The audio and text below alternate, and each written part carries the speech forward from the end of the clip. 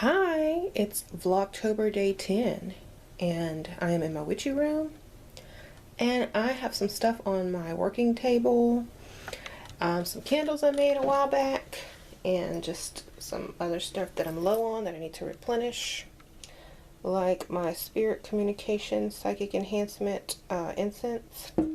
So I'm probably going to be making that. I might do a video on how to make this as well, so stay tuned for that in the future. Also, I wanted to show you guys my little window stickers. Aren't they so cute? Look, see the witch. Oh, sorry. And it's kind of like stained glass. The witch one is. They're like little stained glass window clings. But it's kind of, the lighting is weird, so you can just see a little bit. So yeah, so I wanted to show you guys something really cool. As you can see, I got my altar all lit up right now because I'm doing some work. But while that's going, I'm going to actually show you guys something. So someone sent me these really cool bags, and they are like the shopping bags, that reusable shopping bags. And this, like, if you want to go check out their website, this is it. Yo, I love the name, y'all. www.yo-bagsonline.com. And they come in pink, yellow, green. They sent me like a bunch, y'all. So I'll show you. Just want to show y'all this real quick. So there's a yellow one, and these last. They said they last up to a year. There's nothing wrong with them, and that's the yellow one. And then they have one with like long handles. Like they have a tote with the long handles. Like if you're carrying something heavy and you don't want to carry it in your hand, for like cleaning products, or like giant liquid bottles of juice or something. And this is the shoulder bag one. And y'all know, like, I go to the Dollar Tree and the 99-cent store a lot, and their bags are really flimsy, and you end up losing stuff or breaking stuff because you know how they are. So I got these bags so that when I go shopping, I can just pull them out my trunk and just basically have all my bags. And they're really sturdy. They're not like that. They're like this, I don't know what this material is, but they're super sturdy. Like you can carry up to 20 pounds or more in the small one. I put Sasha, because she's so skinny, I put Sasha in that bag and she fit in the bag. And I carried it with her in there. So that's how much weight those things hold. So I just wanted to show y'all these and thank the person who sent them to me. Thank you so much. Thank you so much for sending these to me. I truly appreciate it. So I'm going to actually be ordering some more for my husband and my sister for Christmas, because I think that would be cool just to keep in their trunks. And plus the laws are changing now, and you're going to have to start buying your own bags at the grocery store. I know they're doing that in California now, so I'm getting prepared early. Okay, so in this bag I carried this is good for the library or bookstores too. See how heavy these are? These books in here are huge. Okay, so I'm going to show y'all some books. And these were some of the books I had in school. The History of American Funeral Directing. That was one of my textbooks. And I think I showed you guys these before, but I'm just going to recap. Funeral Directing and Funeral Service Management. So that's the business side of it, if you're interested. And of course, Restorative Art. This is a vintage book, actually. And it's really, really old. And Sasha. Hi, Sasha. And yeah, it teaches you how to like restructure the human face after it's been damaged.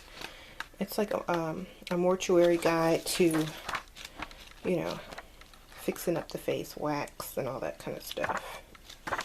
So it has old, like, this is a used book. It has old notes from like the original owner. And this book is like from the 60s, y'all. So it's pretty old. It's worth a lot on eBay, actually. Hi. It's actually dry. Okay, go take it. Bye-bye. I was gluing Sasha's toy back together, and she just was so impatient Okay, so it smells so good in here. I have my wax burner burning right here at my pumpkin wax, so I'm just smelling it. It's so good. And these are some of the candles that I made, and I haven't used any of them yet. I don't know if I'm going to sell them or just keep them for myself. So we will see. Okay, so and I also wanted to show y'all a casket key, and then I'm going to tell y'all a story. So this is called a casket key, and it's like this metal handle.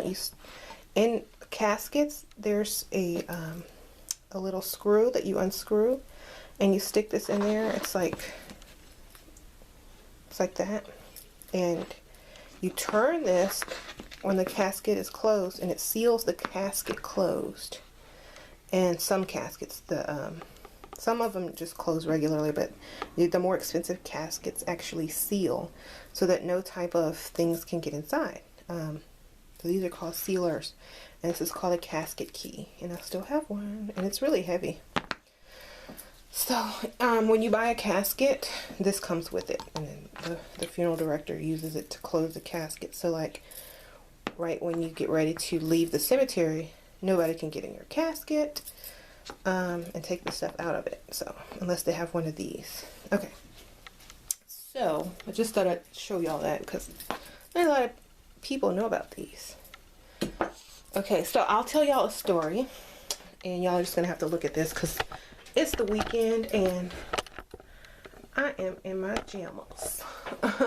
That's what I call it with my kids, my pajamas. Okay, so the story I'm gonna tell today, y'all can look into my scrying mirror.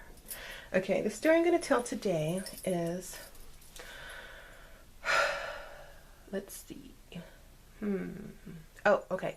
Y'all know how when it floods and they show caskets on the news floating around and stuff, and you're like, oh my God, how are they gonna find out who that is and where cemetery it belongs to and who the person is, belonging to? Well, in some caskets, they have a tube, like a glass tube that screws into the casket itself. And it's like a vessel, like a time capsule vessel, but it's really small. And there's a paper in there, and you take the paper out, and it has all the information about that person in the casket. So their name would be on it, the cemetery that they were buried in would be on it, the funeral home that they used would be on it, and like a contact phone number or address to contact if the casket is ever found out of place, or in a flood or something, or just if the grave gets, like if the tombstone or the gravestone gets removed and then like they decide to build some apartments over it and they hit the graves, they'll know who it is. So when they move the bodies, they can put another marker somewhere or alert the family. So that's how they do that. Yeah, so anyway, okay, so another story I was gonna tell was, if y'all hear some singing, that's Sasha, because she loves to sing, y'all. Another story I want to tell is, let's see if I can get a good one. I don't know. Let's see. Okay, so one day, oh my gosh, Siri. So one day, we get a live body. Well, it's not a live body. A warm. We call them that, but they just died, and they're still warm. Their skin is still warm. They had just passed away in the hospital, and so we go to pick them up and we bring them back to the funeral home, and the body is still warm. It hasn't got rigor mortis or anything in it yet, and so my boss wanted to embalm the body right away, so we start cutting on the body and lifting the head to put the head on a block so that the fluid can drain downward. And when we moved his head, he goes, ugh. And I like freaked out because like I was still in school. I was just working at a funeral home part-time, and so I wasn't used to that, And I jumped back, oh my God, he's still alive. And the funeral director was like, my boss was laughing at me. And he was like, oh no, he's not alive. They check all of that before you leave the hospital, and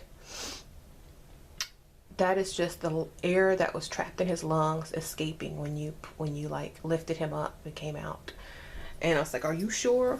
Are you sure? And because I don't want to kill him if he's still alive, because he wanted me to make the, you know, incision. And I'm like, I don't want to kill him if he's still alive, so I need to check. And so and then I start working on him again, and then all of a sudden his finger moves like this, like his hand is like this, and all of a sudden this goes like this. And I'm like, oh my God, he's still alive, for real, he's alive. I'm not doing anything, you do it. I don't want to be a murderer. So he's like, that's just the muscle reaction and the chemical reaction in the muscles and tightening and stuff. That's, you know, before rigor mortis sets in. And he's like giving me all this technical stuff. And I'm like, you know what? You go ahead and make the incision and all that stuff. I'm just going to watch, and I'll help dress him because I don't want to be a murderer. And he's laughing at me because I'm a newbie, right? And I'm like, well, I just don't feel comfortable because he's still moving and groaning. You know, I would rather wait till he's cold at least, you know, give him a chance. Because y'all remember in the old days, some bodies used to wake up because they didn't have the technology to test if they were really deceased. So they would actually bury people in caskets with holes in them with like these little straw apparatuses that would stick out of the ground. So if they were alive, they could put their mouth on it to get air and scream, you know, help, I'm still alive. That was like during the Victorian age. And so a lot of people would come back because they were either in a coma or just, you know, passed out for a few days. And they would come back to life. And you've probably heard lots of stories on the news about people waking up in morgues and funeral homes. So I was like, I'm not embalming that body until it is cold and it's been there for a few days. And he's like, well, I have to do this now, so you can watch. So I was like, okay. But the body was dead. It was just, you know, doing like what he said, reacting and, you know, letting out air. So that was one of my experiences, and I was like, oh my goodness, I'm gonna wait from now on, because I don't, that's freaky, you know. A lot of people say, oh, I've seen bodies sit up, and that's like, they said that's rare, but I've seen hands move, toes move. I've seen, I've heard groans, eyes open. Now that's freaky, y'all. Okay. So, yeah. And then sometimes I would start dreaming about the dead people. Like, they would come visit me in my dreams, and I'm like, okay, how you doing? But it's just kind of strange. And I never had any nightmares, but it was just kind of strange that like the dead people would be in my dreams, and they would be like half dead and half alive. It was weird. It was like they'd be laying, like, if you've ever seen that show 6 Feet Under, it would be like that. They would be like laying there and like open their eyes and start talking as a dead body, but talking. So those dreams are crazy. And I was doing that before that show even came out, like years before that show aired. So that was kind of weird. So maybe like other funeral directors have had similar experiences, and they probably got them as like, you know, commentator on the show. Anyway, so if y'all have any questions, put them in the comments and I will answer them. And happy Vlogtober Day 10. I don't know what I'm going to do tomorrow. It's Sunday, so I might make some, I might make this spirit communication or psychic enhancement incense that I was telling you about, because I am, look, all out. And I have the, I have it written down in my book of shadows, and I gotta make sure I have all the ingredients. I probably do, because I have extra of everything, but I'm going to show y'all how to do that.